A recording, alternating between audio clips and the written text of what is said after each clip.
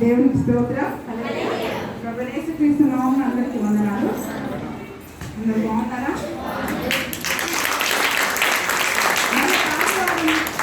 దేవుని సన్నిధిలో దేవునితో కలిసి ఆనందించే భాగ్యము దేవుడు మనకి ఇచ్చినందుకు ప్రభువైన యేసుక్రీస్తు నామమునకే మహిమ కలుగును గాక. మార్కు సువార్త 15వ అధ్యాయము. మార్కు సువార్త 15వ అధ్యాయము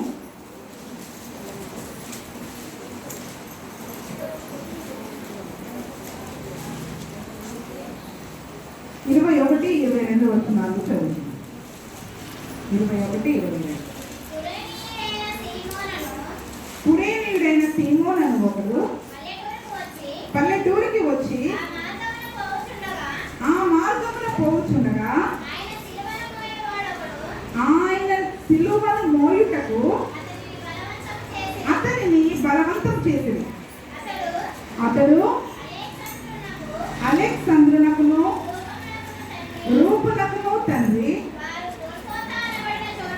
వారు గొల్గొతా అనబడిన చోటునకు ఆయనను తీసుకొని వచ్చి. చాలా చిన్న ప్రార్థన చేసుకున్నాం. కళ్ళు మూసుకొని చదవబడిన వాక్య భాగం ద్వారా పరిశుద్ధాత్మ అందరితో కూడా మాట్లాడినట్లు ఒక్క నిమిషం అందరం కూడా ప్రార్థన చేసుకున్నాం. శాశ్వతమైన ప్రేమతో మనం మితిగా ప్రేమిస్తున్న మా పరలోక తండ్రి యేసుక్రీస్తు ప్రభువా, సర్వశక్తిమంతుడా నాయన, లోక పాపములను మోసుకొని పోవు దేవుని గొర్రెపిల్లగా మా కొరకు ఈ లోకమునకు వచ్చిన శిల్వధారి అయిన మా యేసయ్య అయ్యా, నీ బంగారు పాదములకు స్తోత్రములు చెల్లిస్తూ ఉన్నాము నాయన. మరి యొక్క ఆదివార సమయంలో ప్రభు ఇంతవరకు మేము సృష్టించాము, గణపరిచాము అయ్యా. మరి నాయన పరిశుద్ధ లేఖనంలో రాయబడిన సంగతులను ప్రభు మేము చదువుకొని ఉండగా ఆ వాక్య భాగం ద్వారా మీరు మా అందరితో మాట్లాడండి ప్రభు. చదివిన లేఖన భాగంలోని ఆత్మీయ సత్యములను గ్రహించే నాయన మరి మనో నేత్రములను హృదయములను మాకందరికీ తెరవమని అడుగుతూ ఉన్నాము ప్రభు. నా నోటిని నీ ఉపదేశం చేత నింపి ఇందులో చాటును మరుగు చేయమని మీరే మా అందరితో మాట్లాడమని యేసు నామములో అడిగి వేడుకుంటున్నాము తండ్రి. దేవునికి స్తోత్రం. గత ఒక వారం నుంచి ఈ కురేనీయుడైన సీమోను అనే ఒక వ్యక్తి గురించి మాట్లాడమని పరిశుద్ధాత్మ ఎందుకు చెప్తా ఉన్నారు. ఎప్పుడు నేను అతని గురించి ధ్యానం చేయలేదు, కానీ ఒక వారం క్రితం ఎందుకు ఆ వ్యక్తి యొక్క పేరుని పరిశుద్ధాత్మ నాకు గుర్తు చేశాడు. ఆ యొక్క సీమోను, కురేనీయుడైన సీమోను. సీమోనులు చాలా మంది ఉన్నారు పరిశుద్ధ గ్రంథంలో. సీమోను అనే పేరుతోటి చాలా మంది ఉన్నారు. యేసు ప్రభు అయిన శిష్యుడైన సీమోను అని కూడా ఉన్నాడు. అతను పేతురు, సీమోను అనబడిన పేతురు. కానీ ఈ కురేనీయుడైన సీమోను దేవునితో సంబంధం లేని వ్యక్తి, యేసు ప్రభుతోటి సంబంధం లేని వ్యక్తి. మనం ఈ కురేనీయుడైన సీమోను అనే ఈ పేరుని ఇక్కడ మాత్రమే వింటాం. మార్కు సువార్త 15వ అధ్యాయంలో మాత్రమే మనం వింటాం. మళ్ళీ ఎక్కడా కూడా ఈ వ్యక్తి మనకి పరిశుద్ధ గ్రంథంలో కనిపించడు. ఎక్కడా కూడా ఈ వ్యక్తి పరిశుద్ధ గ్రంథంలో కనిపించడు. కానీ అతనికి కలిగిన ధన్యత ఏంటంటే అతనిది ఆఫ్రికా, కురేనియా అనే దేశం. కురేనీయుడైన సీమోను అంటే కురేనియా అనే ఒక ప్రాంతం నుంచి వచ్చాడు. కురేనియా అనే ఒక ప్రాంతం నుంచి, సిరియన్ అంటారు ఇంగ్లీష్లో, అంటే అది ఆఫ్రికా దేశంలో ఉంది.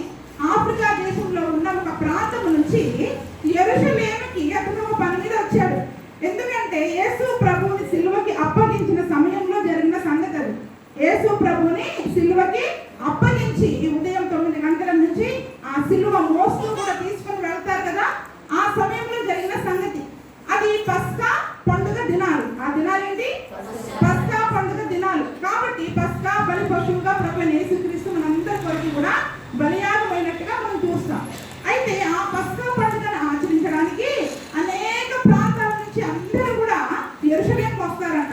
ఆ సందర్భంలో ఆ యొక్క వారం రోజులు కూడా ఆ యొక్క పస్కా పండుగను జరుపుకోవడానికి వాళ్ళు అనేక ప్రాంతాల నుంచి యేసు ప్రభువుని ఆరాధన చేయడానికి, ఆ పస్కా పండుగలో పాలు పంచుకోవడానికి యెరూషలేములోకి వచ్చినట్టుగా మనం చూస్తూ ఉంటాం.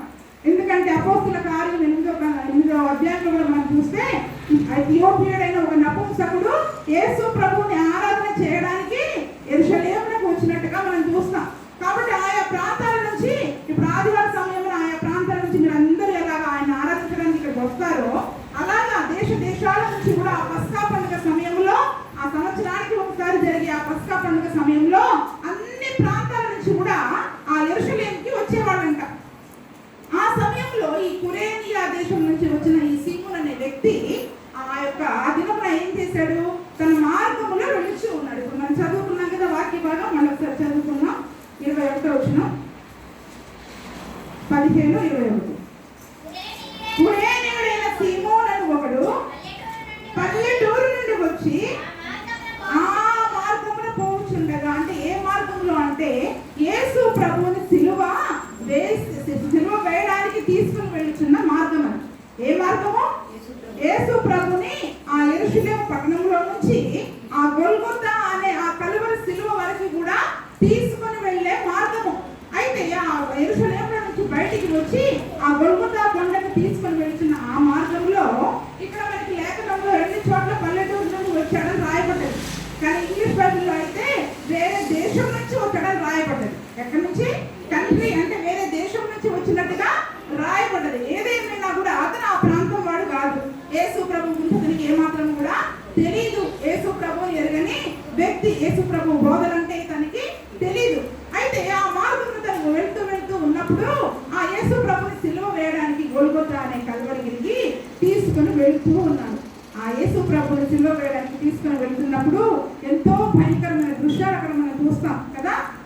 ఆయనని ఆ రోమా సైనికులు ఎంతగానో కొరడాలతోటి కొడుతూ ఉంటారు, కాళ్ళతోటి తంతూ ఉంటారు. ఆ చుట్టుపక్కల వాళ్ళు ఏం చేస్తూ ఉంటారు అంటే అక్కడ ఉన్న కొంతమంది యూదులు, అతనికి వ్యతిరేకంగా ఉన్న యూదులు కానీ, శాస్త్రులు కానీ, పరిసయ్యులు కానీ అతన్ని అవమానకరంగా మాట్లాడటం, అపహసించడం, దూషించడం అవన్నీ కూడా మనం చూస్తూ ఉంటాం యేసు ప్రభుని సిలువకు వేయడానికి తీసుకొని వెళ్ళేటప్పుడు. అయితే అదే సమయంలో కొంతమంది ఆయనతో ఉన్నవారు దుఃఖపడతా ఉంటారు. యెరూషలేము స్త్రీలు కానీ ఆయన బోధనని విని అంగీకరించిన వారేమో దుఃఖంతో ఉన్నారు. ఆయనకు వ్యతిరేకంగా ఉన్న వాళ్ళేమో ఆయనని దూషిస్తూ ఉన్నారు. అన్ని రకాల పరిస్థితులు అక్కడ కనిపిస్తూ ఉంటాయి. అయితే ఆ సమయంలో ఈ కురేనీయుడైన ఒక వ్యక్తి ఆ దారిలో వెళ్తూ ఈ యేసు ప్రభుని సిలువ వేయడానికి తీసుకొని వెళ్తూ ఉంటే చూసినప్పుడు అర్థం కాలే కురేనియా సీమోనుకి. ఎందుకంటే ఆ ప్రాంతానికి అప్పుడే వచ్చాడు. ఈ యేసు ప్రభుని ఎందుకు సిలువకు తీసుకొని వెళ్తున్నాడు? అతను ఇంతగా కొడుతూ ఉంటే ఎవరు ఎందుకు మాట్లాడట్లేదు? అంతగా దూషిస్తూ ఉంటే అతను ఎందుకు మాట్లాడట్లేదు అని అతనికి అర్థం కాలే. అక్కడున్న వ్యక్తులని ఎంతగానో అడుగుతా ఉన్నాడు. అక్కడున్న వ్యక్తులని అందరినీ కూడా అడుగుతా ఉన్నారు, అతను ఎందుకు కొడుతున్నారు, అతను ఏం తప్పు చేశాడు, అతను ఏ నేరం చేశాడు అని అక్కడున్న వాళ్ళందరినీ కూడా అడగడానికి ప్రయత్నం చేస్తూ ఉన్నారు. కానీ ఎవరు అంటే దుఃఖపడేవాళ్ళు దుఃఖపడతా ఉన్నారు, అతన్ని దూషించేవాళ్ళు దూషిస్తూ ఉన్నారు. ఎవరి ఆలోచనలు వాళ్ళు ఉన్నారు, కానీ అతనికి సమాధానం మాత్రం దొరకట్లేదు. అతన్ని మాటికి ఆ రోమా సైనికులు కొట్టినప్పుడు అతను కూలబడిపోయి యేసు ప్రభు వారు పలుమార్లు కూడా నేల మీద పడిపోయినట్టుగా మనం చూస్తూ ఉంటాం కదా. ఫ్యాషన్ ఆఫ్ ద క్రైస్ట్ సినిమాలో కానీ, కరుణామయుడు సినిమాలో కానీ మనం చూసే ఉంటాం ఆ సిలువ దృశ్యాలు. అయితే ఎందుకంటే యేసు ప్రభు అప్పటికే చాలా బలహీనంగా అయిపోయాడు. గురువారం రాత్రి భోజనం తర్వాత యూద అప్పగించినప్పటి నుంచి కూడా ఆ గెత్సేమనే తోటలో ఆ మరణ వేదనతో తను ప్రార్థన చేసిన సమయం నుంచి కూడా తను ఆత్మలో బలంగా ఉన్నప్పటికీ కూడా శరీర రీతిగా బలహీనుడైపోయాడు.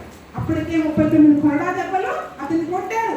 అప్పటికే ముళ్ళ కిరీటం పెట్టారు. రక్తం అంతా కూడా ధారలుగా ప్రవహిస్తూ ఉంది. కొడతా ఉన్నారు, దూషిస్తూ ఉన్నారు, ఉమ్మి వేస్తూ ఉన్నారు, అవమానపరుస్తూ ఉన్నారు. అవన్నీ భరిస్తూ కూడా తను ఎప్పటికీ కూడా పలుమార్లు అపారమైన సిలువని మోసుకుంటూ వెళ్ళి పలుమార్లు కింద పడుతున్న సమయంలో ఆ యొక్క సీమోన్ అనే వ్యక్తి అందరినీ అడగడము, ఏం జరిగింది, సంగతి ఏం జరిగింది, ఎందుకు సిలువ వేస్తున్నారు అని అడుగుతూ ఉన్నప్పుడు ఈ రోమా సైనికులు కంటపడ్డారు. ఏంటి నువ్వు వచ్చి ఇప్పుడు ఎంత కొత్తగా అందరినీ అడుగుతున్నారు, ఏంటి నీకు కూడా సిలువ కావాలని చెప్పి యేసు ప్రభు ఆ యొక్క సిలువను మోయలేని ఆ సమయంలో కొద్ది సమయము అతన్ని మోయడానికి బలవంతం చేసినట్టుగా లేఖన భాగంలో చదువుకున్నాం. అంటే యేసు ప్రభు యొక్క సిలువని కొద్ది దూరము ఈ కురేనీయుడైన సీమోను అనే ఒక వ్యక్తి ఆ సిలువని మోసినట్టుగా మనం చూస్తూ ఉన్నాం. అయినా కూడా ఆ యొక్క సిలువ భారం ఏంటో తను భరించాడు. ఆ సిలువ యొక్క బరువు ఏంటి, ఆ సిలువ యొక్క బరువు ఏంటి అనేది ఆ సమయంలో తను ఆ యొక్క సిలువను మోసాడు. కాబట్టి ఆ యొక్క భారాన్ని తను తెలుసుకున్న వ్యక్తి. అయినప్పటికీ కూడా యేసు ప్రభు ఏం చేశాడండి, తన సిలువని తను మోయవలసిన ఆ శిక్షని, ఆ సిలువ భారాన్ని ఇంకొకరు మోయడానికి ఒప్పుకోలేదు. వెంటనే ఏం చేశాడు, ఆ సిలువను మళ్ళీ తను తీసుకొని తన భుజం మీద పెట్టుకొని తిరిగి ఆ ఆ కల్వరిగిరి అనే కొండకి, కల్వరికి గొల్గొతా అనబడిన కపాల స్థలం అనే ఆ యొక్క కొండకి, అక్కడికి యేసు ప్రభు ఆ సిలువను మోసుకొని వెళ్ళారు. ఇక్కడ మనం జాగ్రత్తగా చూసుకోవాలి, ధ్యానించవలసిన విషయం ఏంటంటే, యేసు ప్రభు ఈ లోకంలో ఉన్నప్పుడు చాలా మంది యేసు ప్రభు ప్రేమించారు కదా. మరణం వరకు నేను నిన్ను విడవలని చెప్పిన వాళ్ళు ఉన్నారు. సీమోను పెట్టుకుని ఏమన్నాడు, అవసరమైతే నా ప్రాణానికి మీ ప్రాణానికి నా ప్రాణం అడ్డేస్తాను కానీ నీకేమి హాని జరగనివ్వని అన్నాడు. అయినా కూడా అతన్ని ప్రేమించిన తల్లిదండ్రులు, బంధువులు, స్నేహితులు, ఆయన బోధలు విన్న వారు, యేసు ప్రభు అంటే మాకు ప్రాణం, ఆయన ఉంటే చాలా అన్నవాళ్ళు ఎంతో మంది ఉన్నారు. కానీ ఏ ఒక్కరు కూడా ఆయన కష్ట సమయంలో, ఆయన బాధపడే సమయంలో ఆయన సిలువ మోయడానికి కొద్ది సమయం నేను మోస్తాను అని ఎవ్వరు కూడా ముందుకు రాలేదు. ఎందుకని? ఆయననే అంతగా దూషిస్తున్నారు, అవమానిస్తున్నారు. ఒకవేళ మేము కనుక వెళితే ఆ దెబ్బలు మా మీద పడతాయేమో, ఆ అవమానము మా మీద పడుతుందేమో, మమ్మల్ని కూడా అలాగే అంటే ఎవరి యొక్క ప్రాణాన్ని రక్షించుకునే పనిలో వాళ్ళు ఉన్నారు, బాధపడుతున్నారు, చూస్తున్నారు, దుఃఖపడుతున్నారు. కానీ ఆ సిలువను మోయడానికి మాత్రం ఎవరు కూడా ముందుకు రాలేదు. ఆ సిలువను మోయడానికి కూడా ఎవరు కూడా ముందుకు రాలేదు. ఆయన ఎంతగానో ప్రేమించిన పేతురున్నాడు, యేసు ప్రభు ప్రేమించిన శిష్యుడైన యోహాను ఉన్నాడు. ఆ శిష్యులందరూ తన అనుకున్న వాళ్ళందరూ కూడా ఆ సమయంలో దూరంగా నిలుచుని ఎక్కడి నుండో పరిస్థితులన్నీ చూస్తూ ఉన్నారు. కానీ దానితో సంబంధం లేని ఒక వ్యక్తి వచ్చి కొద్ది సమయము ఆ యేసు ప్రభు యొక్క భారాన్ని, సిలువని మోయడానికి ఆ కురేనీయుడైన సీమోనికి ధన్యత కలిగింది. ఎంత గొప్ప ధన్యత కదా, ఎంత గొప్ప ధన్యత కదా. మనం అనుకుంటాం ఒకసారి, అబ్బా ఎవరైనా కష్టపడితే ఏదైనా కొంచెం సహాయం చేయాలేమో అనుకుంటాం, కానీ ఏమీ చేయలేము. ఆ దినమున యేసు ప్రభు కూడా అదే ఇబ్బంది కూడా వెళ్తూ ఉన్నప్పటికీ కూడా అందరూ ఏడుస్తున్నారు. కానీ కొద్ది సమయం ఉన్న నేను మోస్తాను ప్రభువా. ఎందుకు? ఆ సిలువ అంటే ఏంటి? ఇప్పుడు అది లోక పాపములను మోసుకునే భారం, లోక పాపములు అనే ఆ భారాన్ని, ఆ లోక రక్షణ అనే ఆ భారాన్ని తను మోస్తూ ఉన్నాడు. ఎందుకు? కానీ ఎవ్వరూ కూడా కొద్ది సమయము నేను మోస్తాను అని ఎవ్వరు ఏ ఒక్కరు కూడా వచ్చినట్టుగా మనం లేఖనంలో చూడలేదు. కానీ ఒక 2 చోట్ల మాత్రము బలవంతం చేశారు అని రాయబడ్డది. 2 చోట్ల మాత్రము అతన్ని బలవంతం చేశారు. కానీ ఈ కురేనీయుడైన సీమోను అనే వ్యక్తి ఏం చేశాడంట, ఆ యేసు ప్రభు సిలువను ఎప్పుడైతే మోసాడో, ఆ చక్కసు నిజానికి ఆ సిలువ భారం కాదు, కానీ మన పాపాలే భారం, మన పాపాలే భారము, మన పాప భారముని ఆయన మీద వేసుకున్నాడు, మన పాప శిక్షణ ఆయన మీద వేసుకున్నాడు. కానీ కాబట్టి అవే ఆయనకి భారంగా ఉన్నాయి. కానీ నిజానికి ఆ సిలువ భారమైంది కాదు. కాబట్టి చెత్త సిలువ శరీర రీతిగా మనకి భారం అనిపించవచ్చు, కానీ ఆ భారం కంటే ఈ లోక పాపాలని, ఈ లోక పాపం అనే భారపు మూటతోటి, భారమైన హృదయంతోటి యేసు ప్రభు ఆ యొక్క సిలువలో ఆ సిలువను మోస్తూ కూడా ముందుకు వెళుతూ ఉండడం మనం చూస్తూ ఉన్నాం. ఎంత గొప్ప ధన్యత! కురేనీయుడైన సీమోను యేసు ప్రభు యొక్క సిలువని కొద్ది సమయం మోసిన వ్యక్తి. ఈ రోజు ఒకవేళ అటువంటి అవకాశం వస్తే మనం మోయడానికి సిద్ధంగా ఉంటామా? ఒకవేళ అటువంటి అవకాశం వచ్చిందనుకోండి, కొద్ది సమయమే మనం మోయడానికి సిద్ధంగా ఉంటామా? ఏవైనా అవ్వాలి, నాకు రక్షణ కావాలి, నాకు విడుదల కావాలి, అన్నీ కావాలి, కానీ సిలువ మాత్రం అవుతుంది. అవునా? సిలువ మాత్రము వద్దు అని అంటారు. కానీ దేవుని యొక్క వాక్యము సెలవిస్తూ ఉండాలి, ఆయన సిలువకు వేయబడక ముందే ఆ సిలువ శిక్ష తను మోయవలసి ఉంది. కాబట్టి తను తన మీద వేసుకున్నాడు. కానీ ఆ యొక్క సిలువ మరణం తర్వాత, ఆ సిలువ మరణానికి ముందే, ఆ మరణం తర్వాత మనమందరము కూడా ఎటువంటి జీవితాన్ని జీవించాలో ముందుగానే ఆయన శిష్యులకి బోధించాడు. అదే మత్తయి సువార్తలో మనం చూసుకున్నట్లయితే, మత్తయి సువార్త 16వ అధ్యాయము 24వ వచనంలో మనం చూసుకున్నట్లయితే, అదే మత్తయి సువార్త 16వ అధ్యాయము 24వ వచనం. అప్పుడు యేసు తన శిష్యులను చూచి, ఎవరైనా నన్ను వెంబడింపబోరిన ఎడల తన్ను తాను ఉపేక్షించుకొని తన సిలువనెత్తుకొని నన్ను వెంబడింపగలను. తన ప్రాణం రక్షించుకోవాడు దాన్ని పోగొట్టుకును, నా నిమిత్తం తన ప్రాణం పోగొట్టుకున్నవాడు దాన్ని దక్కించును. దేవునికి స్తోత్రం. ఎవరైనా ఇప్పుడు యేసు ప్రభు శిష్యులుగా ఆయన వెంబడించాలి అన్న ఆశను కలిగి ఉంటే ఏం చేయాలంట? ఎవడైనను నన్ను వెంబడింపబోయిన ఎడల. ఇప్పుడు మనం అందరం ఆయన వెంబడిస్తున్నామా లేదా? అవునా? యేసుని వెంబడిస్తున్నాం కాబట్టి, క్రీస్తుని వెంబడిస్తున్నాం కాబట్టి క్రైస్తవులుగా మార్చబడ్డాం. అయితే ఇప్పుడు మరి క్రీస్తుని వెంబడించే మనం కూడా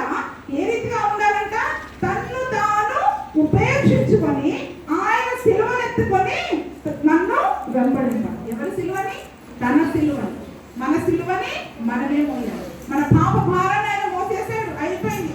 మన పాప శిక్షణ ఆయన సిలువలో మోసేసాడు, అయిపోయింది. కానీ ఇప్పుడు మళ్ళీ మనందరికీ కొన్ని సిలువలు ఇవ్వండి. మళ్ళీ ఆ ప్రతి ఒక్కరికి ఏమంటున్నాడు? తనను వెంబడించే ప్రతి ఒక్కరు తను తాను ఉపేక్షించుకోవాలి. మనల్ని మనము నిర్లక్ష్య పెట్టుకోవాలి, ఉపేక్షించుకోవాలి. తన సిలువను ఎత్తుకొని, మన సిలువను ఎత్తుకొని ఆయన్ని ఆయన్ని వెంబడించాలి. ఇప్పుడు మరి మీకు ఇవ్వబడ్డ సిలువలు ఏంటి? మీకు ఇవ్వబడ్డ సిలువలు అవునా? తన సిలువను ఎత్తుకొని అన్నాడు కదా, మరి మీ సిలువ ఏంటి? ఇప్పుడు ప్రతి ఒక్కరికి ఒక సిలువ ఇవ్వబడ్డది. నన్ను వెంబడించే ప్రతి వారు కూడా తన సిలువను ఎత్తుకొని నన్ను వెంబడించాలి, తను తాను ఉపేక్షించుకోవాలి. అంటే అక్కడ సిలువ అంటే ఏంటంటే ఒక రకంగా సిలువ అనగానే యేసు ప్రభు ఆ సిలువలో మోసిన ప్రతి విధమైన పాపము, శాపము అన్ని కూడా కొట్టివేయబడ్డాయి. కానీ క్రీస్తు కొరకు ఈ లోకంలో మనము పడే ప్రతి విధమైన అవమానము, నింద, తిరస్కారము, దూషణ. ఎందుకంటే ధన్యతలలో చెప్పినప్పుడు చివరిగా ఒక మాట అంటాడు, నీతి నిమిత్తము హింసించబడువారు ధన్యులు, పరలోక రాజ్యము వారిది. క్రీస్తు కొరకు ఈ లోకంలో ఇరుకైన మార్గంలో మనం ప్రయాణించేటప్పుడు అది అంత సామాన్యమైన విషయము కాదు. కానీ ఆయన ఒక్కసారి మనందరి శిక్షణ ఆయన కొట్టివేశాడు. కానీ ఈ లోకంలో నీవు నేను క్రీస్తు కొరకు జీవించాలి అంటే ప్రతిదినము మన సిలువలను ఎత్తుకోవాలి. ప్రతిదినము ఆయన నామమును మనం ధరించుకున్నప్పుడు ఎన్నో అవమానాలు వస్తాయి, నిందలు వస్తాయి, బంధువుల ద్వారా వస్తాయి. ఎందుకంటే నీతిగా జీవించాలి, వాక్యానుసారంగా జీవించాలి అంటే ఎన్నో సమస్యలు వస్తాయి. వస్తాయా రావా? అయినా కూడా ఏం చేయాలి? ఇప్పుడు ఆ సిలువను ఎత్తుకోవాలి, నిన్ను ఉపేక్షించుకోవాలి. మన స్వంత క్షేమము, మన స్వంత రక్షణ, నేను అవమానం పడను, నేను నింద పడను, నాకు నేను ఈ పని చేస్తే నాకు ఈ శ్రమ వస్తుంది, నా బంధువుల ద్వారా ఈ ఇబ్బంది వస్తుంది, నాకున్న చుట్టుపక్కల వారి ద్వారా ఈ ఇబ్బంది వస్తుంది అని మనం దేవుని నీతిని, దేవుని వాక్యాన్ని పక్కన పెట్టి మనకు అనుకూలమైన పద్ధతులని, ఎటువంటి ఇబ్బంది లేని విశాలమైన మార్గాన్ని మనం ఎంచుకుంటాం. కానీ దేవుని యొక్క వాక్యం ఏమో సెలవిస్తూ ఉందంటే, నువ్వు దేవుని యొక్క వాక్యమును ధరించుకొని ఆ వాక్యానుసారంగా ఈ లోకంలో జీవించేటప్పుడు, ఆ నీతిని నువ్వు ఎత్తిపట్టుకొని నువ్వు ఈ లోకంలో జీవించేటప్పుడు ఎన్నో అవమానాలు పడాల్సి వస్తుంది, నిందలు పడాల్సి వస్తుంది, తిరస్కారం వస్తుంది, దూషణ వస్తుంది, అవమానం ఉంటుంది. ఎందుకంటే యేసు ప్రభు సిలువలో అవన్నీ భరించాడు. ఆయన సిలువ మోయడంలో ఎన్నో చేయండి. మన కొరకు ఆయన అవమానపరచబడ్డాడు, మన కొరకు ఆయన వ్యసనాక్రాంతుడిగా మార్చబడ్డాడు, మన కొరకు ఉమ్మివేయబడ్డాడు, అవమానపరచబడ్డాడు, తిరస్కరించబడ్డాడు, దూషించబడ్డాడు. అన్ని రకాలుగా తను మనందరి పాపాల కోసం, ఈ లోక పాపాల కోసం ఆయన ఆ సిలువను తను మోసాడు. మరి ఈ దినమున యేసు ప్రభు కొరకి ఆ సిలువను ఎత్తుకొని ఈ కొన్ని అవమానాలు, నిందలు ఈ లోకంలో మనం భరించలేమా? ఈ కొన్ని అవమానాలు, నిందలు ఈ లోకంలో మనం భరించలేమా? చిన్న సమస్య వచ్చిందంటే, కష్టం వచ్చిందంటే ముందు ఆ కష్టం నుంచి ఏ రీతిగా బయటపడాలని చూస్తాం. అబ్బబ్బా ఈ సిలువను నేను ఎప్పుడెప్పుడు దింపి పక్కన పెట్టాలి. ఒక చిన్న సిలువ మన మీద వచ్చింది అనుకోండి, సిలువ అంటే ఏమవుతున్నారు? ఇప్పుడు కష్టం, సమస్య, ఏదో ఒక ఇరుకు, ఇబ్బంది. యేసు ప్రభువుని మనం నమ్ముకొని నీతిగా వాక్యానుసారంగా జీవించేటప్పుడు ఇరుగు పొరుగు వారితోటి, బంధువులతోటి ఎన్నో రకాల నిందలు రావచ్చు, తిరస్కారాలు రావచ్చు, అవమానాలు రావచ్చు. కానీ ఆ అవమానాలు నేను భరించలేను, నేను ఆ నిందలు నేను భరించలేను, నేను వారికి దూరం కాలేనని చెప్పి మనం ఏం చేస్తున్నాం? ఈ సిలువని పక్కన పెట్టి మనం ఇప్పుడు ఎవరి పక్షంకి వెళ్తున్నాం? తను తాను ఉపేక్షించుకోవట్లా. ఏం చేస్తున్నాం? సిలువను ఎత్తుకునేవాడు తను తాను ఉపేక్షించుకోవాలి. కానీ మనం ఏం చేస్తున్నాం? మనల్ని మనం ఉపేక్షించుకోకుండా సిలువను ఉపేక్షించి సిలువను పక్కన పెట్టి ఎవరి పక్షంకి వెళ్తున్నాం? మనం ఇప్పుడు ఎవరి పక్షంకి వెళ్తున్నాం చెప్పాలి? మన తాతను కాదు, మన బంధువుల పక్షంకి వెళ్తాం. ఎందుకంటే వాళ్ళ ద్వారా ఇబ్బందులు వస్తాయి కదా, వాళ్ళ ద్వారా సమస్య వస్తుంది కదా, మళ్ళీ వాళ్ళు రారు కదా. ఎవరిని బట్టి అయితే నువ్వు సిలువను ప్రక్కన పెట్టాల్సి వస్తుందో ముందు వాళ్ళని ప్రక్కన పెట్టడం మనం నేర్చుకోవాలి. ఎందుకంటే దేవుని యొక్క వాక్యము సెలవిస్తుంది, తన్ను తాను ఉపేక్షించుకొని నీ సిలువను ఎత్తుకుంటేనే నన్ను వెంబడిస్తావు, నువ్వు నా శిష్యుడు అవుతావు. సిలువను ఎత్తుకొని వాడు, సిలువను ఎత్తుకుని నన్ను వెంబడించని వాడు నాకు ఏమాత్రం కూడా పాత్రుడు కాడు. అదే మత్తయి సువార్త 10:38 ఉంది. ఒకవేళ నేను సిలువను మోయలేను, యేసు ప్రభు కొరకు ఈ లోకంలో నిందలు పడలేను, అవమానాలు పడలేను, నీతిగా జీవించాలంటే వచ్చే ఆ సమస్యలు నేను భరించలేను నువ్వు అనుకుంటే, మీ కొరకు యేసు ప్రభు ఇంకొక మాట కూడా చెప్పాడు. 10:38 తన సిలువను ఎత్తుకొని నన్ను వెంబడింపని వాడు నాకు పాత్రుడు కాడు, తన ప్రాణం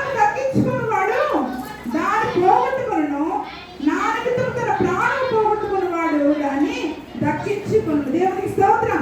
ఎప్పుడైతే మనము యేసు ప్రభువుని ధరించుకొని ఆయన నీతి కొరకు మనం ఈ లోకంలో ఆ సిలువను ఎత్తుకోవడానికి సిద్ధమవుతామో అప్పుడే మనకు నిజమైన రక్షణ వస్తుంది.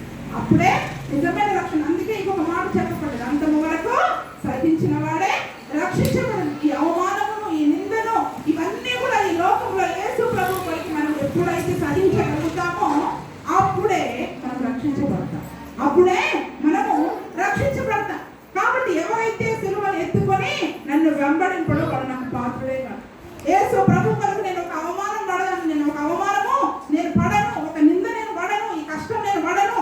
ఆ దేవుని ప్రేమను చూపించాలంటే అబ్బో చాలా కష్టము ఈ లోకంలో. ఎందుకంటే మనుషులు బహు చెడ్డవారుగా ఉంటారు కదా, వారికి చర్యకి ప్రతి చర్య మనం చేయాలంటే దేవుని ప్రేమ చూపించలేదు.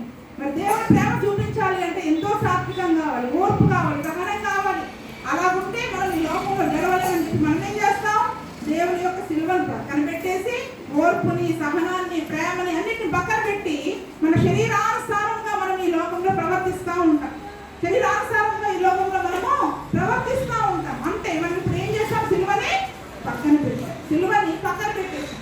కాబట్టి ఆ యేసు ప్రభు యొక్క సిలువని ఎవరైతే పక్కన పెట్టేస్తారో వాళ్ళు ఎప్పుడు కూడా నాకు పాత్రులు కాదు, వారు నాకు పాత్రులు కాదు అని డైరెక్ట్ గా యేసు ప్రభు చెప్తా ఉన్నారు. ఆ దినమున కురేనీయుడైన సీమోను కూడా అతన్ని బలవంతం చేసి మోపించారంట. కాసేపు అతను మోసాడు కాబట్టి ఆ సిలువ యొక్క భారం ఏంటి, ఆయన ప్రేమ ఏంటి అని తను తెలుసుకోగలిగాడు. తెలుసుకొని యేసు ప్రభు అంటే తెలియని ఆ యొక్క కురేనీయుడైన సీమోను అనే వ్యక్తి తిరిగి తన ప్రాంతానికి వెళ్ళినప్పుడు తన కుటుంబాన్ని తను రక్షించుకున్నాడు. ఒక ప్రాంతానికి మనం వెళ్ళి వచ్చామనుకోండి, అక్కడ జరిగిన సంగతులన్నీ కూడా మన కుటుంబాలతో పంచుకుంటాం కదా. నేను పలానా ఊరికి వెళ్ళాను, అక్కడ నాకు ఈ సంగతి ఎదురైంది, ఇలా జరిగింది, లేకపోతే ఒక యాక్సిడెంట్ చూశాను, ఒక మనిషిని ఇలా నేను కొట్టడం చూశాను, అవన్నీ కూడా తన కుటుంబంతో తను పంచుకున్నాడు. ఇంటికి వెళ్ళాక ఆ సిలువని ఎక్కడ దాకా మోసుకెళ్ళాడు? తను ఇంటి దాకా మోసుకెళ్ళాడు. తన ఆఫ్రికా దేశం దాకా మోసుకెళ్ళాడు. ఆఫ్రికా దేశంలో తను ఉన్న కురేనియా ప్రాంతంలో ఇప్పుడు ఆ కురేనియా అనే ప్రాంతాన్ని లిబియా పిలుస్తూ ఉన్నారు. అప్పుడప్పుడు వార్తల్లో మీరు వినే ఉంటారు లిబియా అనే పేరు. ఆ కురేనియా అనే ప్రాంతాన్ని లిబియా దేశంగా ఇప్పుడు పిలుస్తూ ఉన్నారు. ఆ లిబియా అనే దేశం కురేనియా ప్రాంతానికి తీసుకుని వెళ్ళాడు. ఆ వెళ్ళిన ప్రతి ఒక్కరికి కూడా తను చూసిన సిలువ దృశ్యాన్ని కళ్ళు పెట్టినట్లు తను చెప్తూ ఉన్నాడు. ఇదిగో నేను విషయంకి వెళ్ళాను పచ్చ పండగకి, అక్కడ నేను ఒక వ్యక్తిని చూస్తున్నాను. నిజంగా ఎంత భారమైన సిలువ తను మోస్తూ ఉన్నాడు. కానీ ఆ సిలువను మోసేటప్పుడు ఏ క్షణమైనా యేసు ప్రభు ఏం చేశాడు? దూషించాడా? తిరిగి దూషించాడా? ఈ బరువు నేను ఎందుకు మోయాలి, నాకెందుకు ఈ కష్టం అని ఎప్పుడైనా ఒక్క మాట అయినా బదులు పలికాడా? ఒక్క మాట అయినా బదులు పలికాడా? కానీ అక్కడ సిలువ వేయడానికి తీసుకువెళ్ళే కొంతమంది దొంగలు ఉంటారు కదా, ఆ రోమా సైనికులలో, రోమా సామ్రాజ్యంలో ఎవరినైనా సిలువ వేయడానికి తీసుకెళ్తే ఆ సిలువ వేయడం మొదలుకొని చివరి వరకు కూడా వాళ్ళు అసలు మామూలుగా నోటికి వచ్చిన బూతులన్నీ పెడతారు. అంటే దేశపూరితమైన మాటలు, అంటే వారిని సిలువ వేసి ఆ సైనికులని శపించడం లాంటివి చేస్తూ ఉంటారంట.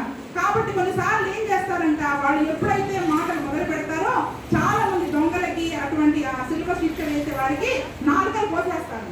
ఎందుకు? వాళ్ళకి మాట్లాడతాం, నాలుకలు కోసేసి వాళ్ళు సిలువ చేస్తారు. కానీ మన యేసు ప్రభువు మనందరూ కూడా ఆయన శిక్ష భరించాల్సింది.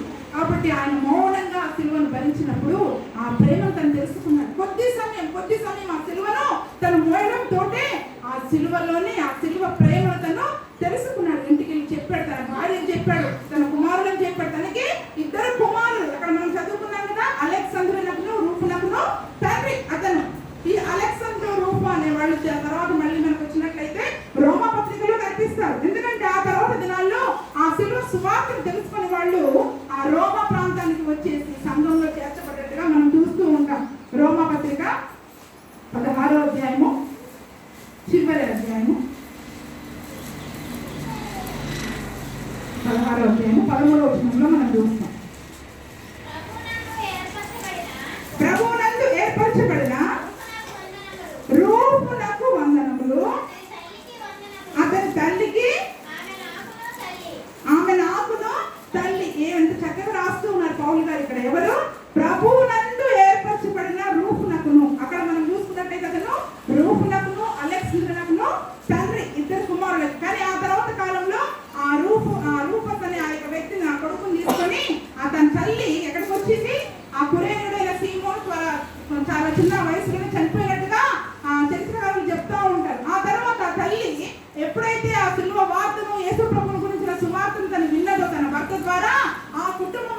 యేసు ప్రభు సొంత రక్షకునిగా అంగీకరించి ఆ తర్వాత ఆ ప్రాంతంలో వాళ్ళు ఆఫ్రికా దేశం నుంచి రోమా ప్రాంతానికి వచ్చి అక్కడ సంఘంలో చేర్చబడ్డట్టుగా చూస్తూ ఉంటారు. కాబట్టి అక్కడ పౌలు గారు రాస్తూ ఉంటారు ఏమని, ప్రభువునందు ఏర్పరచబడిన రూపునకు వందనములు. ప్రభువునందు ఏర్పరచబడిన ఆ యొక్క సిలువని ఎప్పుడైతే ఆ కురేనీయుడైన సీమోను మోసాడో ఆ సిలువ ప్రేమను తీసుకొని తన కుటుంబానికి తీసుకొని వెళ్ళి ఆ సిలువ ప్రేమను పంచాడు. తన కుటుంబం అంతా కూడా తండ్రి మాటలను విని నిజంగా మన కొరకు ఆయన పాప ఆ యొక్క సిలువను తను మోస్తూ ఉన్నాడని చెప్పి ఏం చేశారు, ఆ యొక్క సిలువ ప్రేమను వారు తెలుసుకొని నిజమైన మనం ఎదురు చూసే మెస్సీగా అయితేనే అని చెప్పి ఆ యొక్క సిలువ భారాన్ని బట్టి వాళ్ళు ఏం చేశారండి, ఆ కుటుంబం అంతా కూడా రక్షించబడి యేసు ప్రభువులోకి వచ్చింది. అంటే ఇప్పుడు కురేనీయుడైన సీమోను ఆ సిలువ మోయడం ద్వారా తన కుటుంబము రక్షించబడింది. ఈ దినం మనము ఆ సిలువను మనం మోయడానికి మనం సిద్ధమైతే మన కుటుంబాలన్నీ కూడా అదే రీతిగా రక్షించబడడానికి అవకాశం ఉంటుంది. ఒకవేళ ఆ రీతిగా మనం మోయలేమనుకోండి, ఎందుకంటే ఆ యేసు ప్రభు కొరకు ఈ లోకంలో నీతిగా జీవించాలి అంటే కొన్ని అవమానాలు, నిందలు, ఎన్నో తిరస్కారాలు గుండా, దూషణల గుండా మనం వెళ్లాల్సి ఉంటుంది. ఇంకా కొత్తగా ఆ మతంలోకి వెళ్ళిపోయారు, ఇంకా మాలాగా చేయట్లేదు అన్నట్లుగా మన చుట్టుపక్కల వారి నుంచి కొన్ని నిందలు, అవమానాలు మనం భరించాల్సి ఉంటుంది. అవి భరించడానికి నువ్వు సిద్ధపడినప్పుడు మా కురేనీయుడైన సీమోను వల్లే ఈ దినమున మన కుటుంబాలన్నీ కూడా రక్షణ పొందడానికి, దేవుని సంఘంలో చేర్చబడడానికి గొప్ప అవకాశాలు ఇస్తూ ఉన్నారు. కానీ ఆ యొక్క సీమోను మోసినట్టుగా మరి ఈ దినమున అటువంటి సిలువను మనం మోయడానికి సిద్ధంగా ఉన్నామా? అటువంటి సిలువను మోయడానికి సిద్ధంగా ఉన్నామా? కొంచెం అవమానం ఎవరైనా కొన్ని మాటలు అనగానే ఇంకా మీరు యేసు ప్రభు నమ్ముకున్నారు, మీకు మాకు సంబంధం లేదు అనగానే అవసరమైతే యేసు ప్రభువులన్నా మనం ప్రక్కన పెడతాం, కానీ వాళ్ళని మాత్రం మనము దూరం చేసుకోవడానికి ప్రయత్నం చేయాలి. అందుకనే దేవుని యొక్క వాక్యము సెలవిస్తూ ఉంది, అక్షయించేవాడు సిలువ ఎందే అక్షయించారంట. గలతీయులకు రాసిన పత్రిక 6వ అధ్యాయం 14వ వచనంలో మనం చూస్తున్నట్లయితే, గలతీయులకు రాసిన పత్రిక 6వ అధ్యాయము 14వ వచనం. అయితే మన ప్రభువైన యేసుక్రీస్తు సిలువ యందు తప్ప మరి దేని యందును అతిశయించుట నాకు దూరమగును గాక. దేవునికి స్తోత్రం. పౌలు గలతీ సంఘానికి రాస్తూ, నేను గనక ఈ లోకంలో గర్వంగా తలెత్తుకొని తిరుగుతున్నానంటే యేసు ప్రభు సిలువను మోయడం ద్వారానే ఈరోజు ఆ సిలువను మనం ఎత్తుకొని ఆ సిలువ ఎందుకు మనం అతిశయించే వారంగా మనం ఉండాలి. పౌలు అదే అంటున్నాడు, నేను ఈ లోకానికి నేను సిలువ వేయబడ్డా. అవసరమైతే యేసు ప్రభు సిలువను మనం సిలువేస్తాం, కానీ ఈ లోకాన్ని మాత్రం మనం సిలువ కదా. పౌలు ఏమంటున్నాడు, నేను ఈ లోకమునకు నేను ఇద్దరు కూడా సిలువ వేయబడ్డాను. ఇప్పుడు లోకం సిలువ వేయబడ్డది కాబట్టి లోకం మన వెంట రాదు, అది ఏమన్నా అనుకొని. కేవలము ఇప్పుడు నా మీద ఉన్నది యేసు ప్రభు యొక్క సిలువ. ఆ సిలువ గురించి మాత్రమే నేను అక్షయిస్తాను, నేను గర్విస్తా, నేను సంతోషంగా ధైర్యంగా చెప్తున్నా, యేసు ప్రభు సిలువ నేను మోస్తున్నాను. అక్షయించేవాడు దేన్ని నేను అక్షయించాలి? మనకున్న బంధువులను బట్టి కాదు, మనకున్న బలగాన్ని బట్టి కాదు, మనకున్న ధనాన్ని బట్టి కాదు, మనకున్న సహవాసాలు ఈ లోక సంబంధమైన వాటిని బట్టి కాదు, కానీ యేసు ప్రభువుని సిలువను మోసే విషయంలో అక్షయించాలి. యేసు ప్రభు యొక్క సిలువని మోసే విషయంలో, అంటే యేసు ప్రభు కొరకు నింద పడే విషయం. ఒకవేళ నింద వచ్చిందనుకోండి, దేవునికి స్తోత్రం అనాలి. ఏమనాలి? మనం ఏం చేస్తాం? దేవునికి స్తోత్రం పక్కన పెడతాం,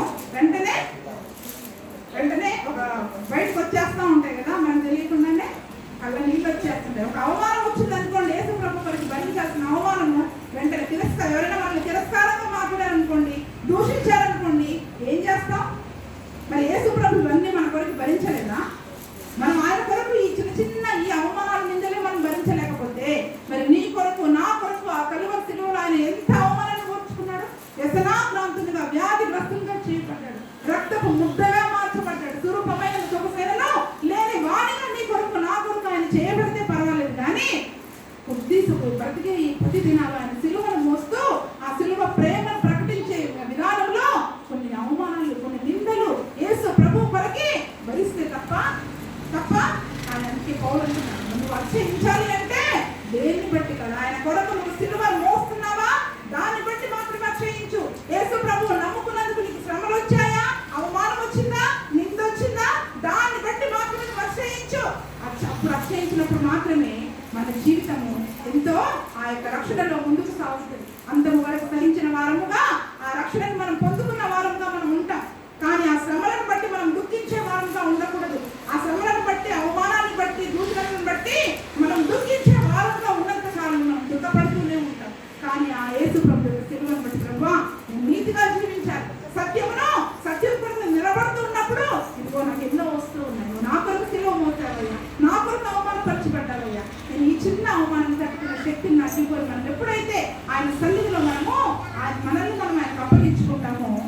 సిలువ యందు అతిశయించడం నేర్చుకుంటాం. ఆ సిలువ యందు ఆనందించడం నేర్చుకుంటాం. ఈ మాట చెప్తే అందరికీ చాలా బాధగా ఉంటున్నట్టుంది కదా. అమ్మగారు అవమానం కొట్టినా ఓర్చుకోమంటున్నారు, అవమానం ఓర్చుకోమంటున్నారు, ముందు ఓర్చుకోమంటున్నారు. నువ్వు చెప్పే మాటల్ని కాదు, యేసు ప్రభు సిలువ వైపు చూద్దాం. యేసు ప్రభు యొక్క సిలువ వైపు చూద్దాం. మన ప్రతి శ్రమలో, ప్రతి వేదనలో ఆయన వైపు చూడమే మనం నేర్చుకోవాలి. ఆయన ఎంతగా ఆయన సిలువలో ఏ రకంగా నీ కొరకు, నా కొరకు, సమస్త లోక పాపముల కొరకు ఉమ్మి వేయబడ్డాడు. తిరస్కారం అంతయు కూడా ఏం చేశాడు ఆయన? మనం అంటే మనుషులు చేసిన ఆ తిరస్కారాన్ని అంతా కూడా ఓర్చుకున్నారు, దూషించారు, అపహసించారు, వాళ్ళతో తన్నడైంది, పిడుగుద్దులు గుద్దారు ముఖం మీద. ఆయన పడ్డ వేదనల ముందు మనం పడే ఈ సమస్యలు ఎంతండి. కానీ మనకు ఆ యేసు ప్రభు పడ్డ సిలువ శ్రమలు, కష్టాలు గుర్తురా. ఎంతసేపు మన కష్టాలు, మన బాధలు, మన వేదనలు, కొంచెం శ్రమ వచ్చిందంటే, కొంచెం దుఃఖం వచ్చిందంటే ఎప్పుడెప్పుడు ఈ సిలువను కింద దింపేయాలని మనం ఆలోచిస్తాం. కానీ ఆ శ్రమలు ఎందుకు అతిశయించడం మనం నేర్చుకోవాలి. ఆయన నీ కొరకు, నా కొరకు అవమానం నిర్లక్ష్య పెట్టాడు. అదే హెబ్రీలకు రాసిన పత్రికలో ఉంటుంది. హెబ్రీలకు రాసిన పత్రిక 12వ అధ్యాయము 12వ వచనంలో, హెబ్రీలకు రాసిన పత్రిక 12వ అధ్యాయము 2వ వచనంలో మనం చూసుకుంటే చివరి భాగంలో మనం చూద్దాం. ఆయన తన ఎదుట ఉంచబడిన ఆనందము కొరకై అవమానము నిర్లక్ష్య పెట్టి సిలువను సహించి దేవుని సింహాసనం యొక్క కుడి పార్శ్వమున ఆసీనుడై ఉన్నాడు. దేవునికి స్తోత్రం.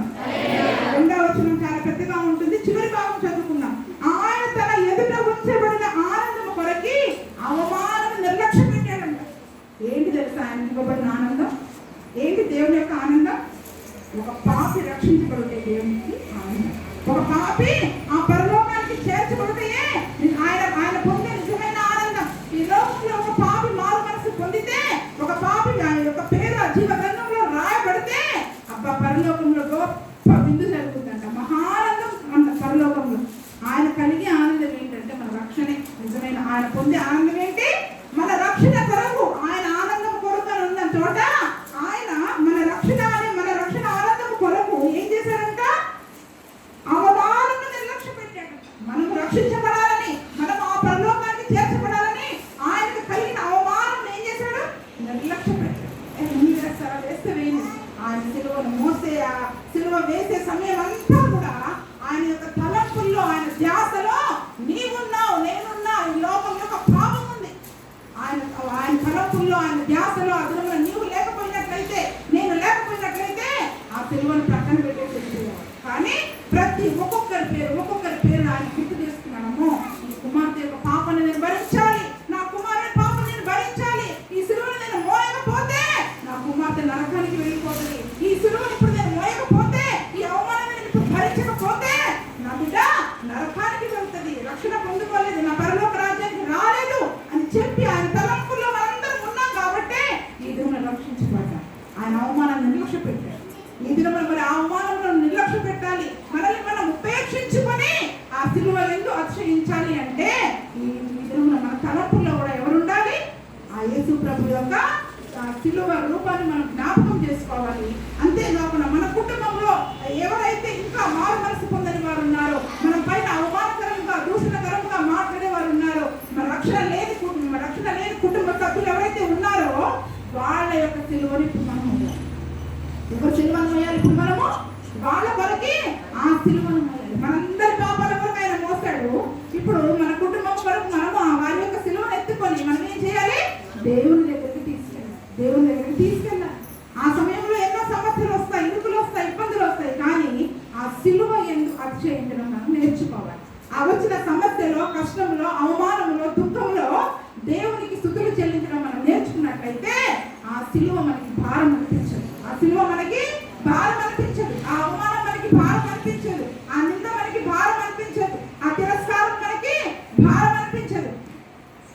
ఒకనొక ఎడారి ప్రాంతం ఉందండి. ఒకనొక ఎడారి ప్రాంతంలో ఒక చిన్న పక్షి అది ఎక్కడో పెద్ద గద్ద ఏం చేసిందంటే దాన్ని మోసుకొని వచ్చి ఆ యొక్క ఎడారి ప్రాంతంలో వదిలేసి వెళ్ళిపోయింది. వెళ్ళిపోయినప్పుడు ఆ యొక్క ఎడారి ప్రాంతం అంటే ఎలా ఉంటుంది? నీళ్లుండవు, మొక్కలుండవు, తాగడానికి మహా వేడిమి గల ప్రదేశం. అయితే ఆ పక్షి ఏం చేసిందంట? ఆ ఎడారి ప్రాంతంలో ఉంటూ ఆ తట్టుకోలేక దాని యొక్క రెక్కలన్నీ ఊడిపోయినాయంట, ఈకలన్నీ ఊడిపోయాయంట. ఈకలన్నీ ఊడిపోయి ఎలా ఉందంటే దాన్ని అసలు ఈకలు లేకుండా అసలు కొన ప్రాణంతో ఉన్నట్టుగా ఉందంట.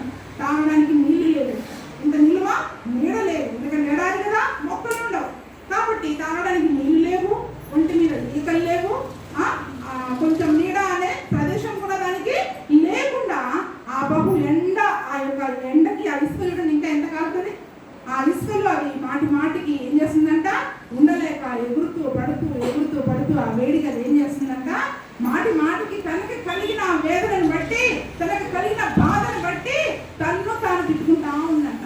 దేవుడా నాకెందుకు ఈ బాధ ఇచ్చావు, నాకు ఎందుకు ఈ కష్టం ఇచ్చావు, ఈ పోతే పోయింది, ఆ గడ్డలను తీసుకొని ఎక్కడ చంపేసినా బాగుండేది, కానీ ఎక్కడ చేసావు, ఎక్కడ తీసుకొచ్చి ఎక్కడ పడేసావు, నన్ను అరణ్యంలో ఎడారిలో పడేస్తావు.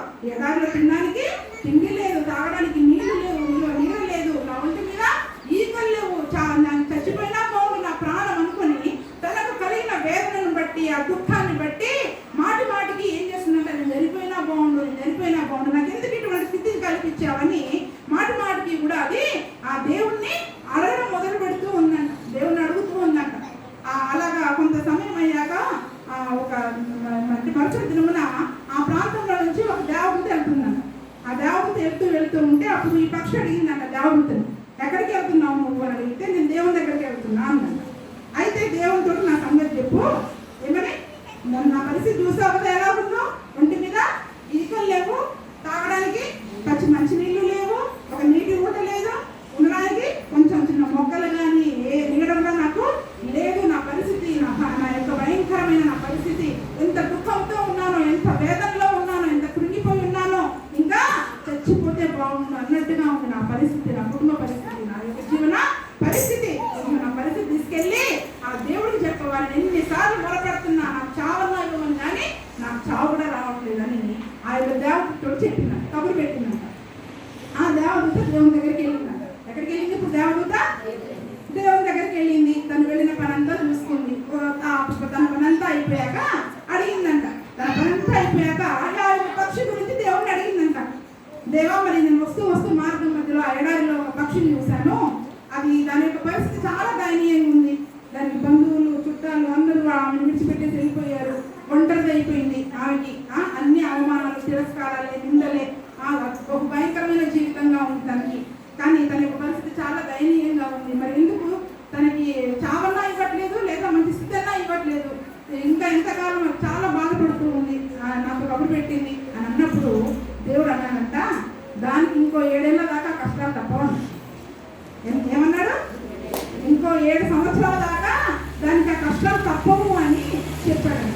అప్పుడు ఆ యొక్క పక్షి యొక్క పరిస్థితిని చూసిన ఆ దేవదూత ఏమన్నంట, దాని పరిస్థితి చూస్తే నాకే భయం వేసింది దేవా, ఒకవేళ నేను ఈ మాట వెళ్ళి కనుక చెప్పాననుకో అది అక్కడే గుండె బలి తెచ్చిపోతుంది, కాబట్టి ఏదన్నా మరి కొంతకాలం అది ఆ 7 ఏళ్ళు ఆ కష్టాలలో భరించాలి, కాబట్టి ఆ 7 ఏళ్ళు ఆ కష్టాలను భరించాలి అంటే ఏదైనా ఒక ఆదరణ మాట, దానికి ఒక వాగ్దానము, ఆదరణ మాట ఏదైనా మరి నీ దగ్గర నుంచి దానికి ఇవ్వు, నేను వెళ్ళి చెప్తాను అంటే అప్పుడు దేవుడు ఏం చేశాడంట, సరే దానికి వెళ్ళి దాని చెవిలో ఒక మాటని చెప్పు, అది బ్రతుకున్నంత కాలం ఆ మాటని అంటే ఒక మంత్రం చెవిలో ఊదాడంట, నీ బ్రతుకున్నంత కాలం నోట్లో అది ఆ మంత్రం చెప్పిస్తానే ఉండాలి, అప్పుడు దానికి కొంచెం నెమ్మది కలుగుతుంది అన్నాక సరేలే అని పక్షి చేసింది.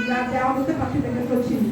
పక్షి దగ్గరికి వచ్చి వెళ్తూ దేవుడితో సంగతి చెప్పాను, నీకు ఇంకో 7 ఏళ్ళ దాకా ఈ పరిస్థితి తప్పదంట, 7 ఏళ్ళు నువ్వు నిందలు భరించాల్సిందే, అవమానాలు భరించాల్సిందే, కష్టాలు భరించాల్సిందే అని అని ఒకవేళ నీకు ఆ సమస్య నుంచి విడుదల కావాలి, లేదా కొద్దిపాటి నెమ్మది కావాలి అంటే దేవుడు మంత్రం చెప్పాడు, ఆ మంత్రాన్ని నువ్వు పఠించు అని చెప్పి ఆ పక్షికి చెప్పిందంట. ఏంటది? ప్రతి విషయంలో తండ్రికి కృతజ్ఞతలు చెల్లించాలి. కాబట్టి యేసయ్యా, నీకు ఇచ్చిన ఈ స్థితి కొరకు నీకు స్తోత్రం, అంతే, నీవిచ్చిన ఈ స్థితి కొరకు స్తోత్రం అని ప్రతిరోజు, ప్రతి దినము, ప్రతి క్షణము నీ నోట్లను పఠిస్తానే చచ్చిపోయేదానికి, కానీ ఎడారిలో పడితే నిన్ను బ్రతికించా, అయ్యో నేను బ్రతికున్నా, లేదా నేను సజీవంగా ఉన్నా, కనీసం రక్షణలో కొనసాగుతున్నా అనే ఆనందం మనకు లేదు, కానీ ఎంతసేపు ఆ సిలువ భారాన్ని చూసుకొని మనం ఏం చేస్తాం, ఆ సిలువ భారాన్ని చూసి మనం బాధపడతా ఉంటాం, కానీ దేవుడు వాక్యం కల్పిస్తుంది అతిశయించేవాడు సిలువ యందే అతిశయించాలని చెప్తూ ఉంది. కాబట్టి ఆ సిలువ యందు ఏ రీతిగా అతిశయించాలో పక్షి చూసి మనం నేర్చుకోవాలి. అప్పుడు ఆ పక్షి ఏం చేసిందంట, ఇంక అయిపోయింది. ఇంక ఇప్పటి నుంచి దేవుడిని క్షమించడము, దేవుడు ఏ రకమైన ప్రార్థనలు, ఒకటే మాట, దేవా నీకు స్తోత్రం, నీకు ఇచ్చిన స్థితిని బట్టి నీకు స్తోత్రం, నీకు ఇచ్చిన ఈ స్థితిని బట్టి నీకు స్తోత్రం, నన్ను సజీవ లెక్కలో కాపాడావు నీకు స్తోత్రం, నీకు ఇచ్చిన రక్షణను బట్టి నీకు స్తోత్రం అని చెప్పి మాటి మాటికి దేవానికి స్తోత్రం స్తోత్రం స్తోత్రం స్తోత్రం అని చక్కగా ఇక దాని నోట వెంట అదే మంత్రం జపించుకుంటూ ఉందంట. ఒక 7 రోజులు జరిగిందంట. అలాగా ఒక 7 రోజులు జరిగిపోయింది. ఇంకా దీనికి ఇంకో ధ్యాస లేదు, అన్ని మర్చిపోయింది. దేవుడి మంత్రాన్ని జపించుకోమన్నాడు. ఎప్పుడైతే ఇది నోరు తెరిచి ప్రతి విషయం, ఎందుకంటే తన చుట్టూ ఉన్న పరిస్థితులు గమనించాల, దేవుడు ఇచ్చిన ఆ మంత్రంలో ఏదో శక్తి ఉందనుకొని దేవానికి స్తోత్రం స్తోత్రం స్తోత్రం అది ఎప్పుడైతే చెబుతూ ఉందో నెమ్మదిగా అలాగ వారం రోజులు గడిచిపోయింది. దానికి అసలు నెమ్మది దొరికింది. అప్పుడు మళ్ళీ ఆ దేవత ఆ మార్గం గుండా వెళ్తూ ఆ పక్షి చూసిందంట. ఈసారి కొంచెం మార్పు కనిపించింది. ఏంటి, అక్కడ ఒక చిన్న నీటి ఊట వచ్చింది. ఏమొచ్చిందంట, చిన్న నీటి ఊట. దేవుడికి స్తోత్రం. అప్పటివరకు నీటి ఊట లేని ఎడారిలో దేవుడు దాని కొరకు ఎప్పుడైతే కలిగిన వాటిని బట్టి కృతజ్ఞతాస్తులు చెల్లించడం మొదలుపెట్టిందో, దేవుడు దాని కొరకు ఏం చేశాడు, ఒక నీటి ఊటను పుట్టించాడు. ఆ ఉన్న నీటి ఊటను బట్టి అక్కడ చిన్న మొక్క పెరిగిందంట. ఆ మొక్క నీళ్ళలో ఇది కొంచెం కూర్చొని ఆ నీళ్లు తాగుతూ ఆ నీళ్ళలో కూర్చొని అప్పుడే ఆ నీళ్లు తాగడం కూడా అది కొంచెం శక్తి సంతరించుకుంది కదా. నెమ్మదిగా ఈకలు రావడం మొదలుపెట్టాయి. నెమ్మదిగా అప్పుడప్పుడే ఆ ఈకలు తిరిగి మరవడం మొదలు పెట్టాయంట. అప్పుడు వెంటనే ఏం చేసిందంట, ఇంకా కొద్దిగా అది మాత్రం అది ఎడారి ఎంత అన్నా కూడా ఒకటే మంత్రం, ఏంటది, దేవా నీకు స్తోత్రం, నీకు ఇచ్చిన రక్షణను బట్టి స్తోత్రం, నువ్వు నన్ను కాపాడినందుకు స్తోత్రం, నువ్వు సజీవంగా ఉంచే అందరిని బట్టి నీకు స్తోత్రం స్తోత్రం స్తోత్రం అంటూ ఇక అదే ఉంటుందంట. అసలు ఇక ఈ దావతను కూడా పట్టించుకునే స్థితిలో లేదా. ఇంకా మళ్ళీ దేవుని దగ్గర కూడా కబ్బు పెట్టారు. అప్పుడు ఈ దావత దేవుని దగ్గరికి వెళ్ళి అడిగిందంట, అదేంటి దేవా, దానికి 7 సంవత్సరాల దాకా ఆ కష్టాలు ఆ నష్టాలు ఆ నిందలు భరించాలని నువ్వు చెప్పావు, 7 రోజులు కూడా కాలేదు, నాదేంటి అలా మారిపోయింది, దాని యొక్క పరిస్థితి పూర్తిగా మారిపోవచ్చింది, ఇంకో 7 రోజుల్లో పూర్తిగా దాని పరిస్థితి అంతా మారిపోతుంది అంటే. అప్పుడు ఏసుప్రభు ఒకటే అన్నాడంట, మీరు ఆ సిలువని భారాన్ని ఇచ్చిన కష్టాన్ని చూస్తున్నారు, కానీ దాని ద్వారా మీరు పొందబోయే మేలులు మీరు గమనించట్లేదు. ఎప్పుడైతే మన ఆలోచన ధోరణి మన తలంపులు మారిపోతాయో అప్పుడు మన స్థితి కూడా పూర్తిగా దేవుడు మార్చివేస్తాడు. దేవుడికి స్తోత్రం. ఎంతసేపు సిలువనే చూస్తాం, వాళ్ళు అలాగన్నారు ఇలాగన్నారు, అమ్మో యేసుప్రభు నమ్ముకుంటే నాకు ఇన్ని మాటలు వస్తున్నాయి అన్ని మాటలు వస్తున్నాయి, ఇంత త్యాగం చేయాలి. దేవుని ప్రేమ కొరకు ఈ లోక ప్రేమ కూడా మనం త్యాగం చేసుకునే దేవుని ప్రేమ కొరకు ఈ లోక ప్రేమ కూడా మనం త్యాగం చేసుకునే వాళ్ళని మనం ఎంతసేపు ఆ సిలువను మోస్తూ ఆ సిలువ భారాన్ని అవమానాలని కష్టాలని యేసుప్రభు నమ్ముకుంటే ఈ కష్టాలు నేను భరించలేను అనుకునే మన ధ్యాస మన ఆ కష్టాలపైనే మన ధ్యాస ఉంటుంది. కాబట్టి జీవితంలో అన్ని విషయాల్లో మనం ఎదగలేకపోతున్నాం. ఆత్మీయ జీవితంలో మనము ఎదగలేని స్థితిలో, ఏ స్థితిలో ఉన్నామో ఆ స్థితిలోనే ఉన్నాం.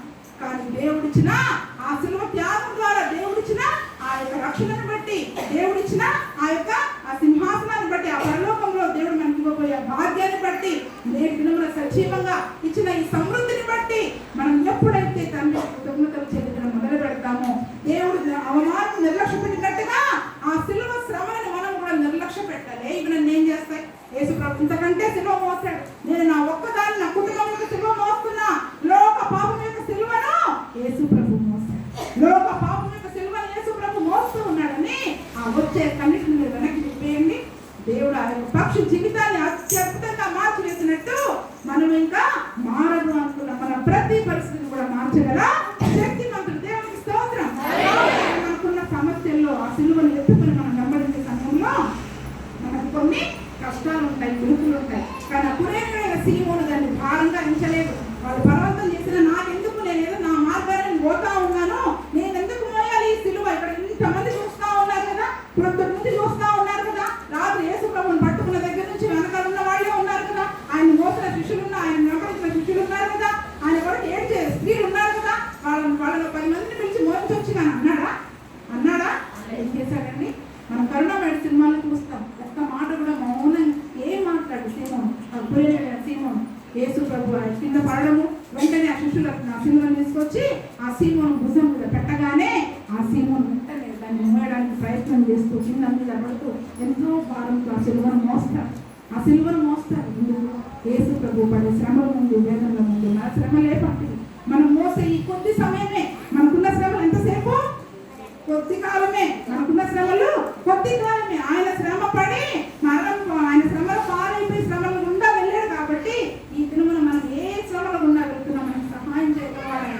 అటువంటి శక్తిమంతుడు ఆయన. కాబట్టి ఆ కొద్దిపాటి శ్రమల కొరకు మనం ఏం చేస్తాం?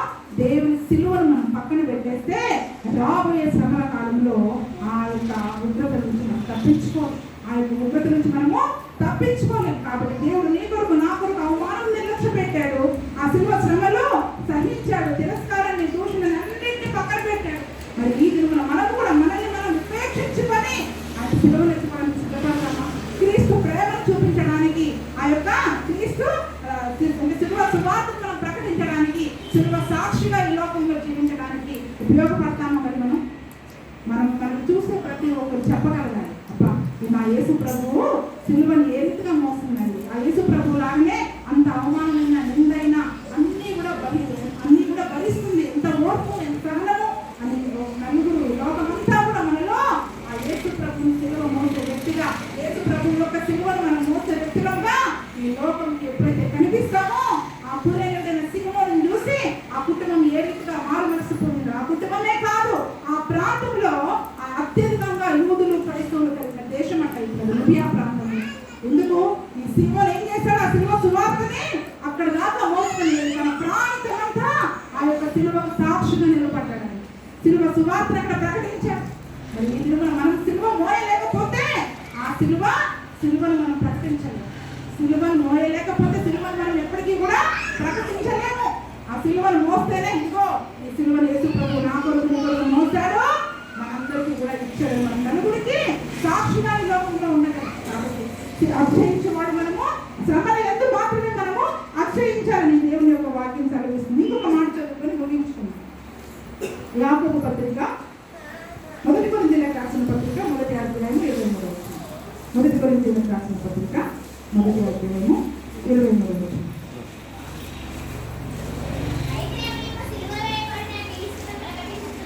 అయితే మేము సిలువ వేయబడిన క్రీస్తును ప్రకటించుచున్నాము, ఆయన యూదులకు ఆటంకముగాను అన్యజనులకు వెర్రితనముగాను ఉన్నాడు. చాలు.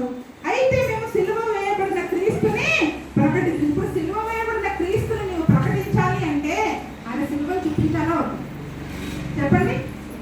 యేసు ప్రభు సిలువ వేయబడ్డారంటే ఏదమ్మా సిలువ అంటారు. ఆ చెక్క సిలువ తీసుకొని చూపిస్తారా? ఏం చూపిస్తారు? సిలువ వేయబడిన క్రీస్తుని ఈ దినమున మనందరం కూడా ప్రకటించాలి అంటే ఆయన సిలువ ఏది అని అడిగితే ఏమని చూపిస్తారు? మీరు మన జీవితమే ఒక సిలువగా మారిపోవచ్చు. నీవు ఆ సిలువను మోస్తే ఆ సిలువ ప్రేమను చూపించగలుగుతావు. నీవు మోస్తే ఆ సిలువలోనే ఆ దేవుని ప్రేమ వాళ్ళు చూడగలగాలి. నీవు పొందే అవమానంలోనే, నీ ఓర్పులోనే, నీ సహనంలోనే క్రీస్తు సిలువని ఈ లోకం అంతా చూడాలి. మేము సిలువ వేయబడిన క్రీస్తుని ప్రకటిస్తున్నామని పౌలు అన్నాడు. కాబట్టి పౌలు ఎన్నోసార్లు రాళ్ల చేత రుబ్బపడ్డాడు, చంపబడ్డాడు. అతను ఎన్నో అవమానాలు గుండా, తిరస్కారాలు గుండా వెళ్ళాడు. మరి ఈ దిన సిలువ వేయబడిన క్రీస్తును ప్రకటిస్తున్న మనం కూడా ఏ రీతిగా ఉండాలి? ఆయన సిలువను మోస్తేనే కదా. అవునమ్మా, ఈ రీతిగా యేసు ప్రభు మోసాడమ్మా. ఇటువంటి ప్రేమే దేవుడు చూపించాడమ్మా. వాడు 4-10 మాటలు అన్నా కూడా ఇదిగో ఇంత ఓర్పుతో ఉన్నాడమ్మా. ఒక దెబ్బ కొట్టినా కూడా, ఉమ్మి వేసినా కూడా తిరిగి ఉమ్మి వేయకుండా, చేతి వేయకుండా ఇంత ఓర్పుతో, సహనంతో దేవుడు ఉన్నాడమ్మా. నువ్వు మోస్తేనేగా సిలువను వాళ్ళు చూపించేది. మనమే సిలువ వేయకపోతే ఆ సిలువ వేయబడిన క్రీస్తుని ఎవరు ప్రకటిస్తారు? ఆ సిలువకు సాక్షిగా ఏ రీతిగా ఈ లోకంలో మనము జీవించగలము? రాబోయే శ్రమలను మనం ఏ రీతిగా తప్పించుకోగలము? కాబట్టి నేను సిలువ వేయబడిన క్రీస్తుని ప్రకటిస్తున్నావా? ఆ కురేయుడైన సింహం ప్రకటించాడు. ఆయన సిలువను భరించేటప్పుడు ఎంత ఓర్పుతో, సహనంతో ఆ బాధని, అవమానాన్ని భరించాడో అవన్నీ కళ్ళతో చూసిన వ్యక్తి, అవన్నీ తన కళ్ళతో చూసి వెళ్ళి ఆ సిలువను మోసుకుంటూ తన దేశానికి వెళ్ళి, తన ప్రాంతానికి వెళ్ళి ఆ ప్రాంత వాసులందరినీ కూడా రక్షించుకున్న వ్యక్తి. మరి ఈ దినమున ఆ సిలువను నీవు నేను మోయలేకపోతే మన కుటుంబంలోని వాళ్ళని మనం రక్షించుకోలేము, మన పిల్లల్నే రక్షించుకోలేము, మన భర్తను రక్షించుకోలేము, భార్యను రక్షించుకోలేము. ఎందుకంటే ఆ సిలువ ప్రేమ వాళ్ళు చూపిస్తే కదా. సిలువ మోస్తే ఆ ప్రేమ వాళ్ళు చూపించగలుగుతారు. కాబట్టి మరి ఆ సిలువను మోసేవారుగా మనం ఉంటామా? ఎంతమంది సిలువను మోయడానికి సిద్ధపడతారు? క్రీస్తు ప్రేమని, క్రీస్తు సిలువకి సాక్షిగా జీవించడానికి సిద్ధపడతారు. అటువంటి కృపా ప్రభువైన యేసుక్రీస్తు మనకందరికీ దయచేస్తారు. సరే, వాక్యం చిన్న తీర్మానం చదవండి. కురేయుడైన సీమోను ఏ రీతిగా ఆ యొక్క సిలువను మోసుకొని కొద్ది సమయమే మోసాడు. ఆయన కొద్ది సమయమే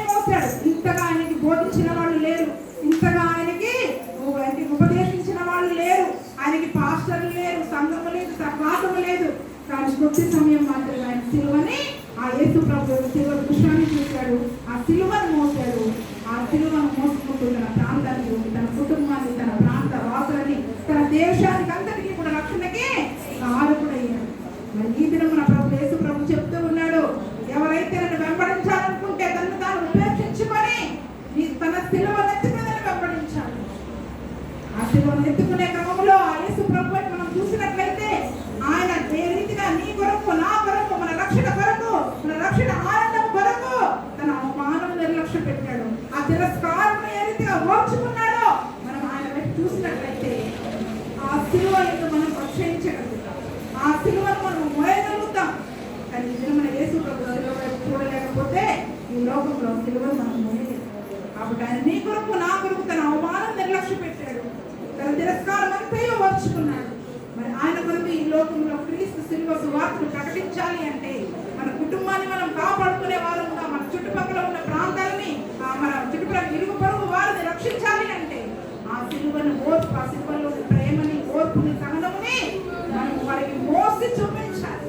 ఆ సిలువను మోసి చూపించాలి, అవమానమును భరించి వారికి చూపించాలి, ఆ నిందను భరించి వారికి చూపించాలి, ఆ తిరస్కారాన్ని భరించి చూపించాలి. యేసయ్యా ఈ దినం నుంచి ప్రభువా నీ ప్రేమను ప్రకటించడానికి ఇదిగో నీ సిలువ ఉంది అని చూపిస్తాను ప్రభువా.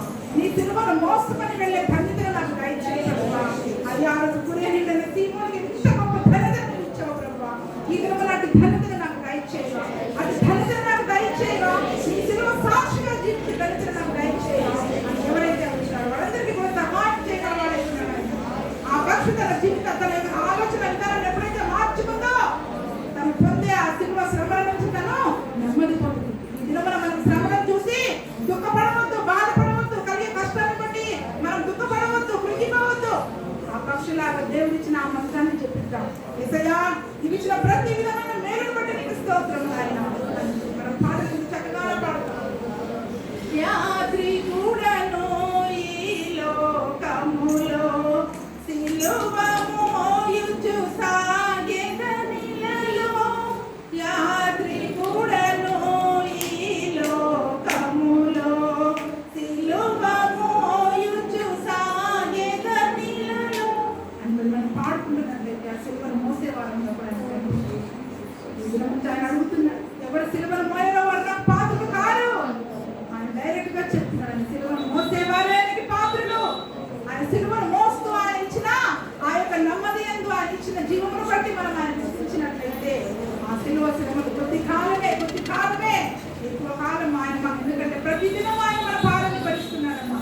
మనం అనుకుంటున్నాం మన భారాన్ని ఎవరు భరించట్లేదు, కానీ ప్రతిదినము ఆయన మన భారాన్ని భరిస్తూ ఉన్నాడు. కాబట్టి ప్రతి తీర్మానంతో ఒక తీర్మానంతో వెళ్ళాలి. యేసయ్యా నా కొరకు తిరస్కారం అంతా అవమానం నిర్లక్ష్యం పెట్టి నువ్వు సిలువను భరించాలయ్యా. నీ కొరకు ఈ లోకంలో ఆయన మరి సిలువ సాక్షిగా జీవిస్తాం. ఈ సిలువ సువార్తను ప్రకటించే ధన్యతను మాకు దయచేయండి, సిలువను ధన్యతను మాకు దయచేయండి. చిన్న తీర్మానం తీసుకుని వెళ్తాం. అటువంటి కృపా ప్రభు మా పరలోక తండ్రి యేసుక్రీస్తు ప్రభు అయ్యా కురేనిండిన సీమోను జీవితం ద్వారా ఆయన మాతో మాట్లాడారు. ఆయన మరి ఆ సీమోను కొద్ది సమయంలో సిలువను మోసి ప్రభు ఏ రీతిగా నీ కొరకు సాక్షిగా నిలబడ్డాడు, తన కుటుంబాన్ని రక్షించుకొని ఒక సంఘ సహవాసంలో ఆయన మరి చేర్చబడ్డాడు. ప్రభువునందు ఏర్పరచబడిన కుటుంబంలో ఆ కుటుంబాన్ని మీరు మార్చుకున్నారు. తన భార్యని, తన కుమారులని నాయన జీవంగా సంఘంలో చేర్చుకున్నారు ప్రభు. నాయన మరి ఈ దినమున నాయన నిన్ను వెంబడిస్తున్నామని చెప్పుకుంటున్న